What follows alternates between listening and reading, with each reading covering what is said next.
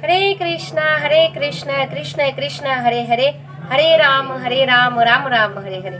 Hare Krishna friends, Radhe Radhe, welcome to my channel ISKCON Mayapur devotees. केमन आछो तोमरा सबाई? आशा करछि सबाई खूब भालो आछो राधा माधव गुरु गौरांगी कृपाय। तो गतकालके आमरा लीला पुरुषोत्तम ग्रंथ थेके प्रथम अध्याय पाठ करेছিলাম। तो आजके आमादेर पाल्ला हच्छे श्रीमद् भगवद गीता यथायथ भगवानेर मुखनिसृत बाणी, उपदेश बाणी। तो आजके आमरा भगवद गीता यथायथ पाठ करब।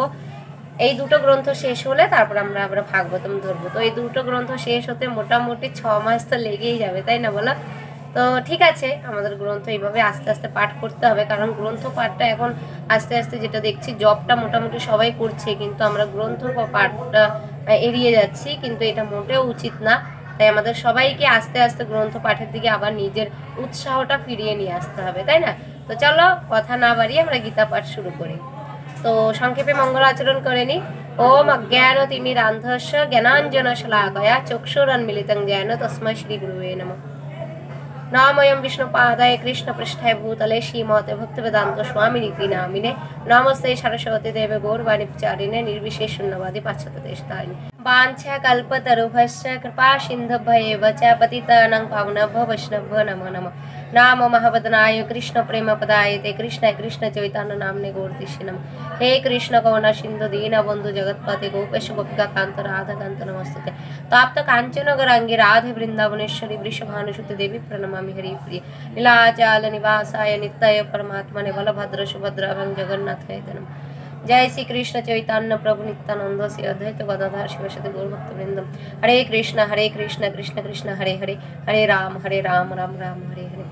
ओम नमः भगवते वासुदेवाय, ओम नमः भगवते वासुदेवाय, ओम नमः भगवते वासुदेवाय। श्रीमद् भगवद गीता যথাযথ। তো আজকে থেকে আমরা স্টার্ট করছি। তো তোমরা সবাই প্লিজ একটু সাথে থেকো, তাহলে কি বলো তো উৎসাহ পাবো আমিও। তাহলে মানে বুঝতেই পারছো আমি কি বলতে চাইছি। তো সবাই একসাথে পাঠ করলে বা সবাই একসাথে যদি আমরা গ্রন্থগুলো শেষ করি তো আমারও মঙ্গল হবে, সাথে সাথে তোমাদেরও সবারই মঙ্গল হবে, তাই না? তার জন্য তো প্রথম অধ্যায় বিষাদ যোগ, শ্লোক নম্বর 1। দুটো শ্লোক করে পড়বো, ঠিক আছে? যখনই পড়বো আমরা। প্রথম অধ্যায় বিষাদ যোগ, শ্লোক নম্বর 1। धृतराष्ट्र उवाच धर्मक्षेत्रे कुरुक्षेत्रे समावेताजुजुत्सवो मामका पाण्डवाश्चैव किमकुर्वत সঞ্জয়। অনুবাদ। ধৃতরাষ্ট্র বললেন, হে সঞ্জয়, ধর্মক্ষেত্র কুরুক্ষেত্রে যুদ্ধ করার মানসে সমবেত হয়ে আমার পুত্রেরা এবং পাণ্ডুর পুত্রেরা কি করলো? ধৃতরাষ্ট্র জিজ্ঞাসা করছিলেন সঞ্জয়কে, কারণ উনি তো দেখতে পাচ্ছিলেন না যুদ্ধক্ষেত্রে কি হচ্ছিল, কিন্তু সঞ্জয় দিব্য দৃষ্টি পেয়েছিলেন, তো তার জন্য উনি দেখতে পাচ্ছিলেন। তাই ধৃতরাষ্ট্র জিজ্ঞেস করছিলেন সঞ্জয়কে যে ওইখানে কি অবস্থা, ওরা কি করছে।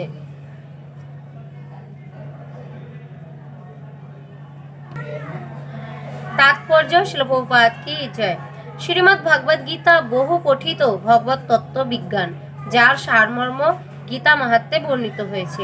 সেখানে বলা হয়েছে যে ভগবদ গীতা পাঠ করতে হয় ভগবত তত্ত্বদর্শী কৃষ্ণ ভক্তের তত্ত্বাবধানে, পুঙ্খানুপুঙ্খভাবে বিশ্লেষণ করার মাধ্যমে এবং ব্যক্তিগত উদ্দেশ্য প্রণোদিত ব্যাখ্যাসমূহ বর্জনপূর্বক তা হৃদয়ঙ্গম করার চেষ্টা করা উচিত। যথাযথ হৃদয়ঙ্গমের দৃষ্টান্তটি ভগবদ গীতাতেই প্রদান করা হয়েছে অর্জুনের মাধ্যমে, যিনি স্বয়ং ভগবানের কাছ থেকে সরাসরিভাবে গীতা শ্রবণ করার পর তা হৃদয়ঙ্গম করেছিলেন। যদি কেউ গুরু পরম্পরার ধারায় উদ্দেশ্য প্রণোদিত ব্যাখ্যা বর্জন করে ভগবদ গীতা হৃদয়ঙ্গম করবার সৌভাগ্য অর্জন করেন, তাহলে তিনি সমস্ত বৈদিক জ্ঞান এবং পৃথিবীর সব রকমের শাস্ত্রসমূহ অধ্যয়নের স্তর অতিক্রম করেন। ভগবদ গীতা পড়ার সময় আমরা দেখি অন্য সমস্ত শাস্ত্রে যা কিছু আছে তা সবই ভগবদ গীতায় আছে। উপরন্তু ভগবদ গীতার এমন অনেক তত্ত্ব আছে যা আর কোথাও নেই। এটি গীতার বিশেষ মাহাত্ম্য। গীতা হচ্ছে পরম তত্ত্ব দর্শন, কারণ পরমেশ্বর ভগবান শ্রীকৃষ্ণ নিজে এই জ্ঞান দান করে গেছেন। মহাভারতে বর্ণিত ধৃতরাষ্ট্র ও সঞ্জয়ের আলোচনার বিষয়বস্তুটি ভগবদ গীতার মহৎ তত্ত্ব দর্শনের মূল উপাদান। এখানে আমরা জানতে পারি যে এই মহৎ তত্ত্ব দর্শন প্রকাশিত হয়েছিল কুরুক্ষেত্রের রণাঙ্গনে, যা সুপ্রাচীন বৈদিক সভ্যতার সময় থেকেই পবিত্র তীর্থস্থান রূপে খ্যাত। ভগবান যখন মানুষের উদ্ধারের জন্য স্বয়ং এই পৃথিবীতে অবতরণ করেছিলেন, তখন তিনি পরম তত্ত্ব সম্বলিত এই গীতা দান করেন। ধর্মক্ষেত্র শব্দটি খুবই তাৎপর্যপূর্ণ, কারণ কুরুক্ষেত্রের যুদ্ধক্ষেত্রে ভগবান শ্রীকৃষ্ণ অর্জুনের পক্ষ অবলম্বন করেছিলেন। কৌরবদের পিতা ধৃতরাষ্ট্র তার পুত্রদের চূড়ান্ত জয়ের সম্ভাবনা সম্বন্ধে অত্যন্ত সন্দিগ্ধ ছিলেন। তাই দ্বিধাগ্রস্ত চিত্তে তিনি তার সচিব সঞ্জয়ের কাছে জানতে চাইলেন তারা কি করল। তিনি নিশ্চিত ছিলেন যে তার পুত্রেরা ও তার কনিষ্ঠ ভ্রাতা পাণ্ডুর পুত্রেরা কুরুক্ষেত্রের ভূমিতে যুদ্ধ করবার মানুষেই সমবেত হয়েছে। তবুও তার অনুসন্ধানটি ছিল তাৎপর্যপূর্ণ। তিনি চাননি যে পাণ্ডব ও কৌরবদের মধ্যে কোনো আপোষ মীমাংসা হোক। তিনি আশা করেছিলেন যে যুদ্ধে তার পুত্রদের ভাগ্য সুনিশ্চিত হোক। যেহেতু এই যুদ্ধের আয়োজন হয়েছিল কুরুক্ষেত্রে, যাকে বেদে আরাধনার ক্ষেত্র বলে উল্লেখ করা হয়েছে, এমনকি দেবতাদের জন্য, তাই ধৃতরাষ্ট্র এই যুদ্ধের ফলাফলের উপর এই পবিত্র স্থানের প্রভাব সম্বন্ধে শঙ্কাকুল হয়েছিলেন। তিনি খুব ভালোভাবে জানতেন যে অর্জুন এবং পাণ্ডুর অন্যান্য পুত্রদের উপর এই পবিত্র স্থানের মঙ্গলময় প্রভাব পড়বে, কারণ তারা সকলেই ছিলেন অত্যন্ত ধর্মপরায়ণ। সঞ্জয় ছিলেন ব্যাসদেবের শিষ্য, তাই ব্যাসদেবের আশীর্বাদে তিনি দিব্য দৃষ্টির প্রভাবে ধৃতরাষ্ট্রের ঘরে বসেও কুরুক্ষেত্রের রণাঙ্গন দেখতে পাচ্ছিলেন। আর তাই ধৃতরাষ্ট্র তাকে যুদ্ধক্ষেত্রের পরিস্থিতি সম্পর্কে জিজ্ঞাসা করেন। পাণ্ডবেরা এবং ধৃতরাষ্ট্রের পুত্রেরা ছিলেন একই পরিবারভুক্ত, কিন্তু ধৃতরাষ্ট্রের মনোভাব এখানে প্রকাশ পেয়েছে।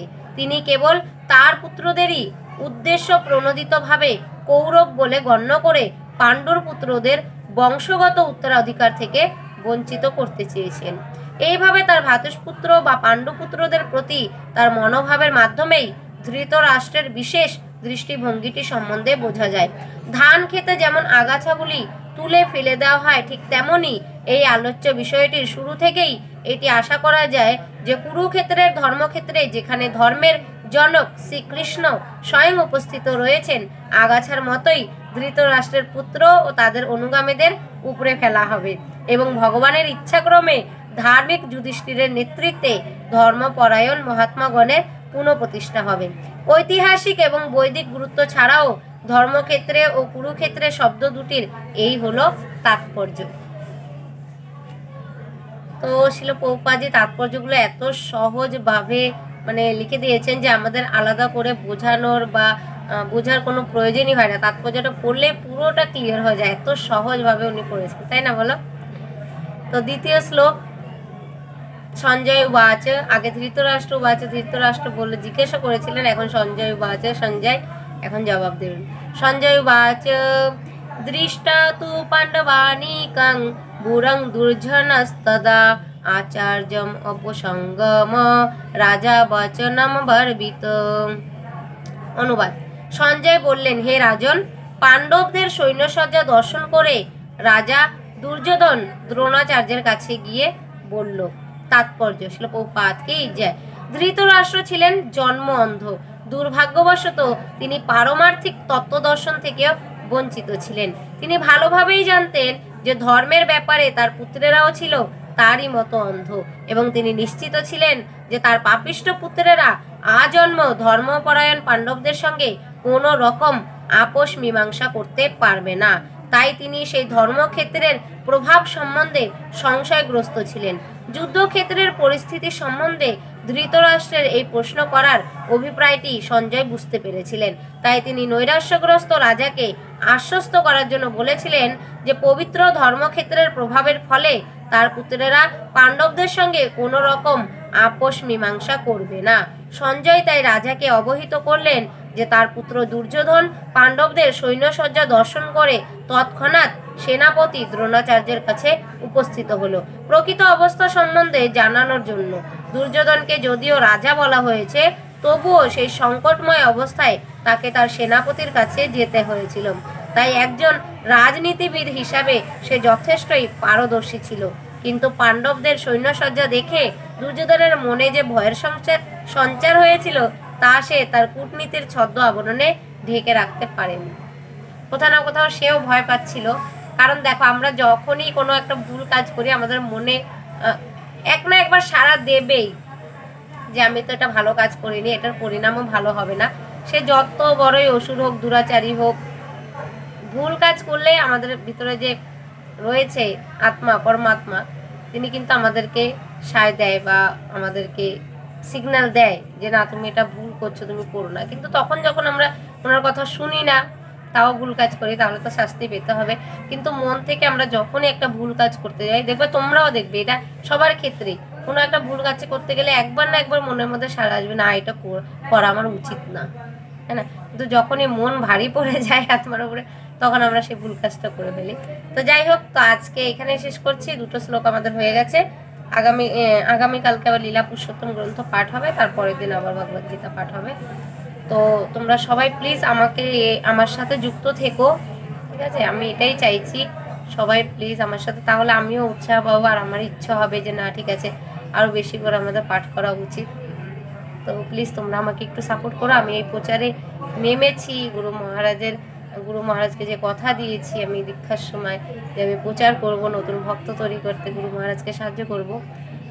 তো প্লিজ তোমরা এই স্বপ্নটাকে আমার পূর্ণ করতে একটু হেল্প করো, আমাকে পাশে থেকো। হরে কৃষ্ণ কৃষ্ণ কৃষ্ণ হরে হরে, হরে রাম রাম রাম হরে হরে। চ্যান্ট হরে কৃষ্ণ মহামন্ত্র এন্ড বি হ্যাপি। শ্রীমদ্ ভগবদ গীতা যথাযথ পাঠ কি জয়। নিতাই গৌর প্রেমানন্দে। হরি बोल।